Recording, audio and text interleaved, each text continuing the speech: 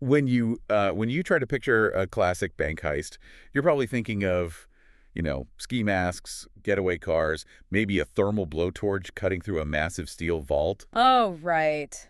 It's loud, it's messy, and it leaves a very obvious physical hole in the wall. I mean, the crime is undeniable the second you walk into the room. Exactly.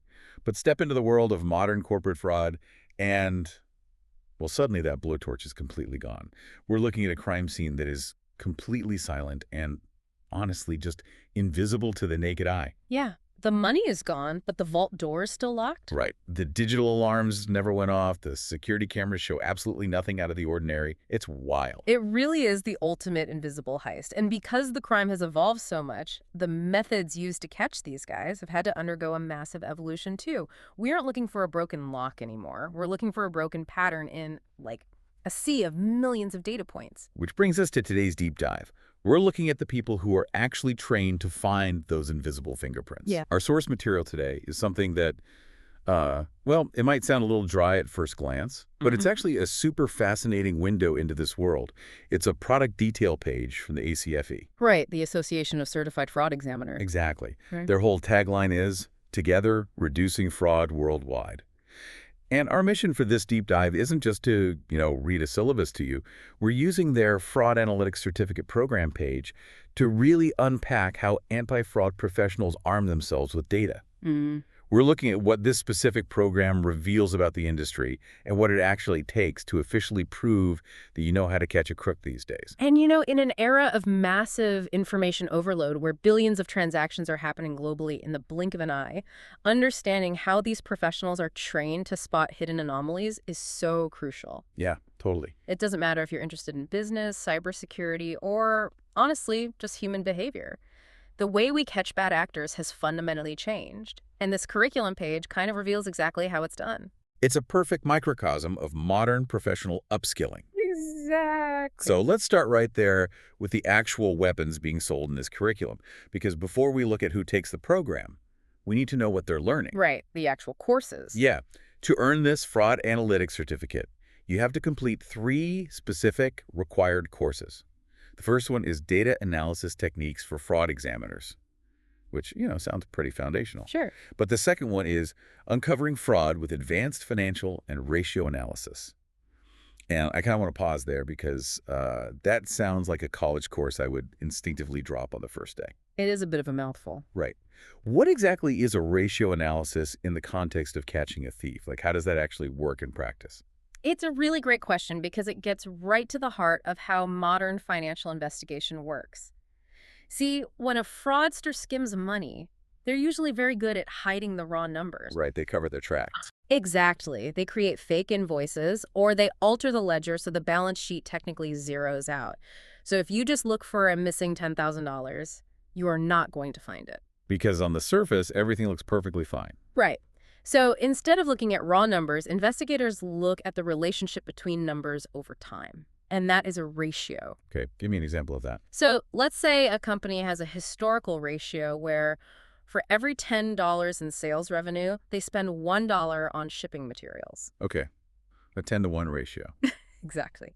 But suddenly, in one quarter, the company reports a massive spike in sales revenue, but the shipping material expenses stay exactly the same. Yeah. The ratio is broken. Oh, wow. So the business is claiming they sold a ton of new product, but they didn't actually buy any extra boxes to ship it all in. Precisely. The numbers in the ledger might all add up perfectly on their own, but the physical reality of the business doesn't match the financial ratio. That is so smart. It's an unnatural consistency. Fraudsters can fake a revenue spreadsheet, but they almost always forget to fake the corresponding secondary expenses that make that revenue believable. Ratio analysis is basically about finding those invisible tripwires. Wow. Okay, so the ratio is the tripwire. That makes a ton of sense. Yeah. So you have data analysis, you have ratio analysis, and then we get to the third required course, which really caught my eye. It's called textual analytics. Mm-hmm. And I'm sitting here wondering, why is there an English major-sounding class inside a highly advanced mathematical fraud program? It feels like we went from, an old-school detective looking at ledger numbers to a digital bloodhound scanning the actual words people use. Well, it's because fraud is always a two-part crime. Okay. There is the mathematical anomaly, the money moving where it shouldn't, and then there's the human cover-up. And the pivot to textual analytics is where the curriculum shifts from traditional accounting into behavioral psychology. Wait, really? Walk me through how that works. How do you analyze text to catch fraud? Well, in the anti-fraud profession, there's this core concept called the fraud triangle. It basically states that for a normal person to commit workplace fraud, three elements have to be present: Which are? opportunity, pressure, and rationalization. So they have to have the access to do it, a financial pressure pushing them to do it, and, crucially, a psychological rationalization telling them that they aren't actually a bad person for doing it. Oh, like, I'm just borrowing the money until my next paycheck. Right, or the company owes me this because I was passed over for that promotion. Wow, okay. And the thing is, that rationalization leaks into their communication. No way. It does. Textual analytics uses software to scrape thousands of internal emails, chat logs, memos, looking for linguistic shifts. Because when someone is engaged in a cover-up, their language actually changes. What are they looking for? They might start using the passive voice instead of the active voice to kind of distance themselves from an action. Or you'll see a sudden shift in pronouns. Like going from I to we. Exactly. Instead of saying, I authorize a payment, they suddenly start saying, the team processed the payment, or just, it was approved. That is a fascinating shift in methodology.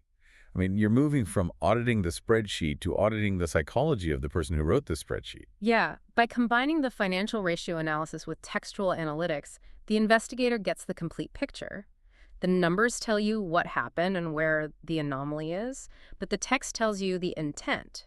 You need both to catch a sophisticated bad actor. Okay, so imagine you're a professional taking this course, right? You're learning how to hunt for unnatural consistencies in revenue.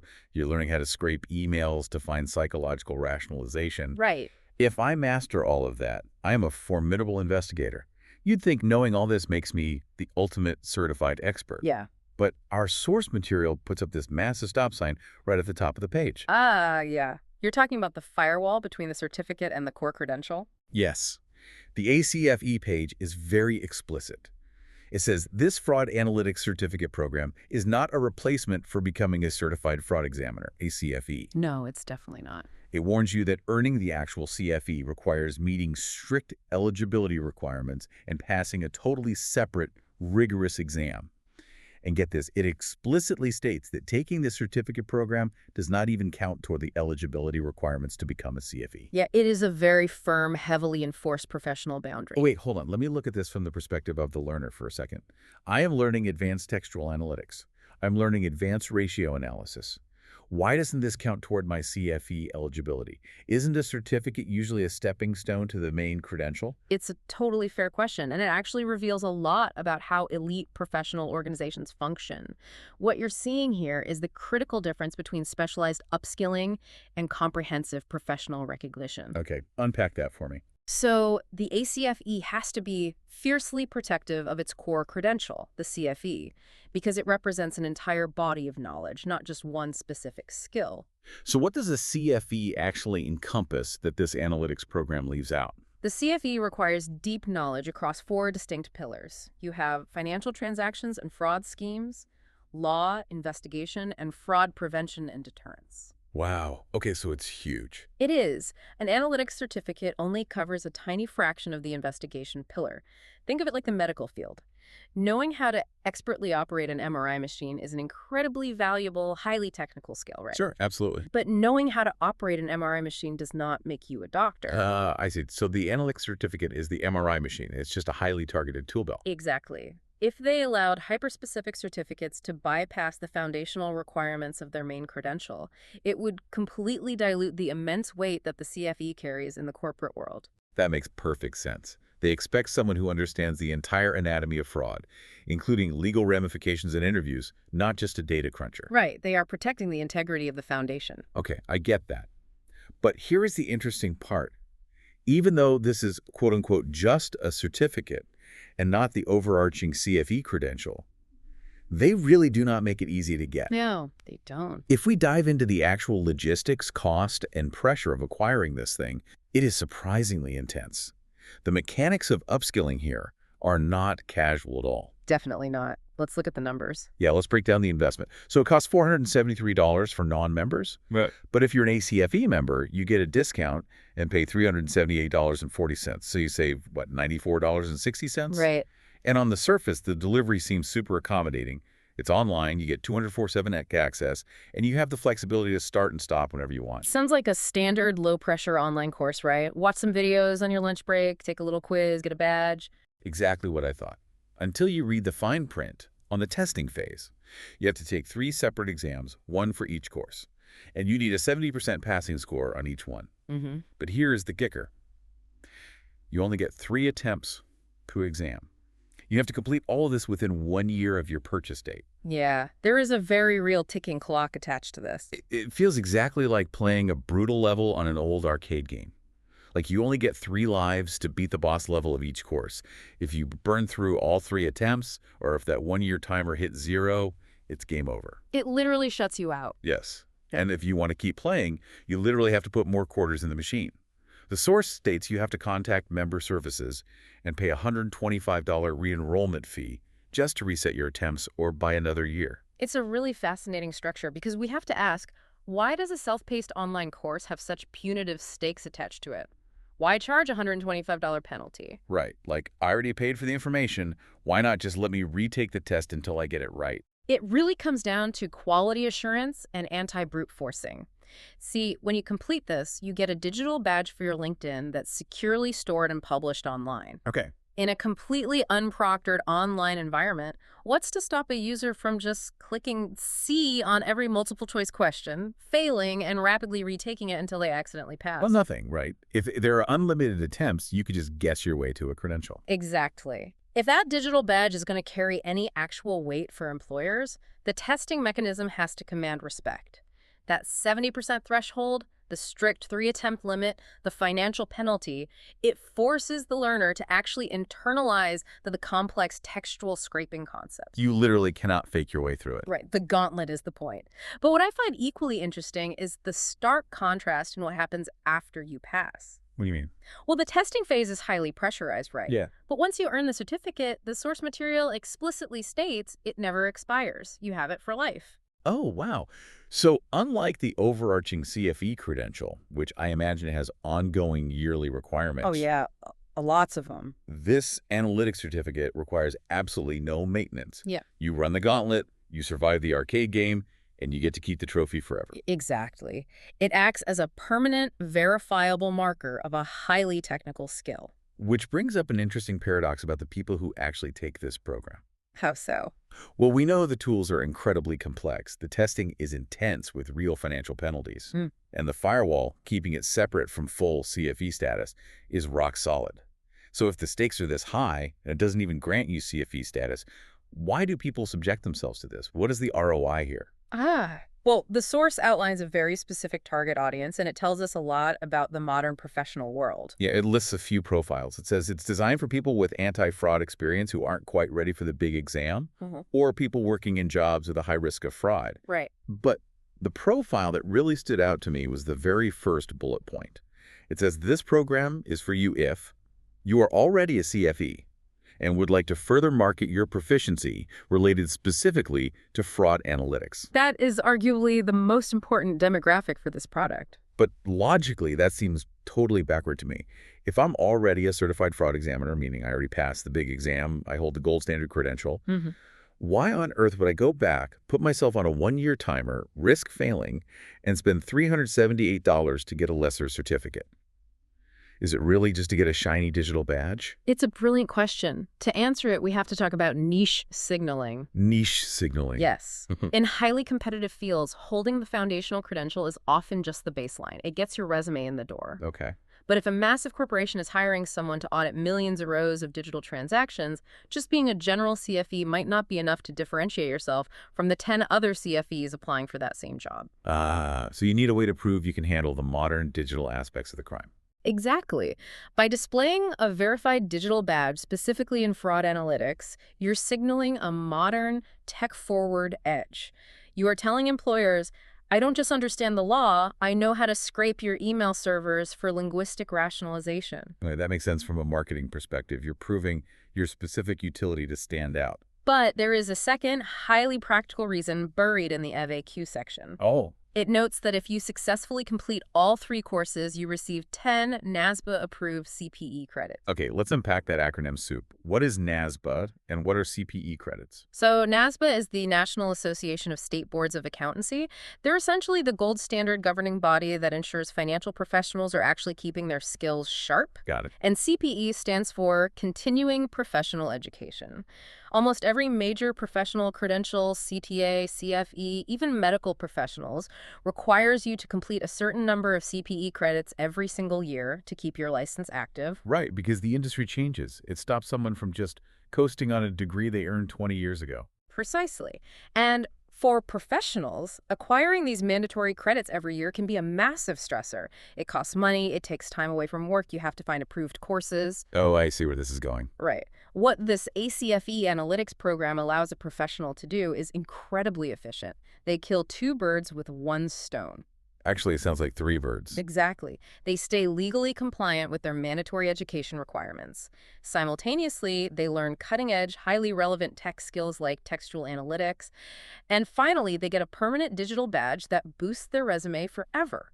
Suddenly, that $378 fee seems like a phenomenal return on investment. When you lay it out like that, it's actually a masterclass in professional development design. It really is. Okay, let's zoom out and summarize everything we've unpacked today.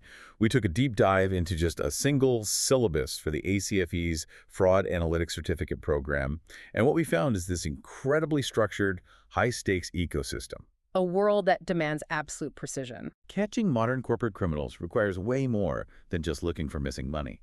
You're hunting for broken mathematical ratios. You're scraping internal communications for the psychology of a cover-up. Mm-hmm. And we saw how the industry fiercely protects its core credentials with massive firewalls, forcing professionals to run a gauntlet of strictly timed exams just to prove their worth. It's a rigorous system designed to produce highly capable digital investigators. Now, before we wrap up, there is one final, totally provocative detail buried in the source material that I want to leave you with. Oh, this is my favorite part. If you look really closely at the menu navigation at the very top of the ACFE page, under the More section, there is a link for a completely different product they sell. And it's simply called Employee Fraud Awareness Training. It is such a small menu item, but it completely shifts the perspective of everything we just talked about. It really does. Yeah. Because think about it. You and I just spent this entire deep dive talking about elite, highly trained analysts paying hundreds of dollars, stressing over strict exams, learning complex algorithms. Right. Software scraping thousands of emails to catch a subtle shift in a pronoun. We've been entirely focused on the sophisticated high-tech response to corporate crime. Exactly. But the mere existence of a baseline product called Employee Fraud Awareness Training implies something huge. It implies that the very first line of defense against a massive financial crime isn't a complex algorithm at all. No. It is a certified fraud examiner with a digital badge. The first line of defense is literally just the everyday employee sitting in the cubicle next to you, noticing that something feels a little bit off. It's super humbling. Despite all the advanced data analysis techniques in the world, basic human observation remains foundational. Yeah. It really makes you wonder how many massive frauds could be stopped entirely, not by ratio analysis, but simply by an aware coworker paying attention. It completely circles back to our invisible bank heist from the beginning. The digital vault might be silent, the digital alarms might be completely bypassed, but maybe the best security system isn't a better digital alarm. Maybe it's just a regular person walking by the vault, stopping and saying, wait a minute, why is that door slightly ajar? It is a powerful reminder that behind all the data and the tech scraping, fraud is fundamentally a human problem, and often it requires a human solution. Absolutely. Well, thank you so much for joining us on this deep dive into the hidden world of fraud analytics and the professionals trained to catch these invisible criminals. We hope you walk away looking at the data and the text around you just a little bit differently. Keep questioning the numbers, and we will catch you on the next deep dive.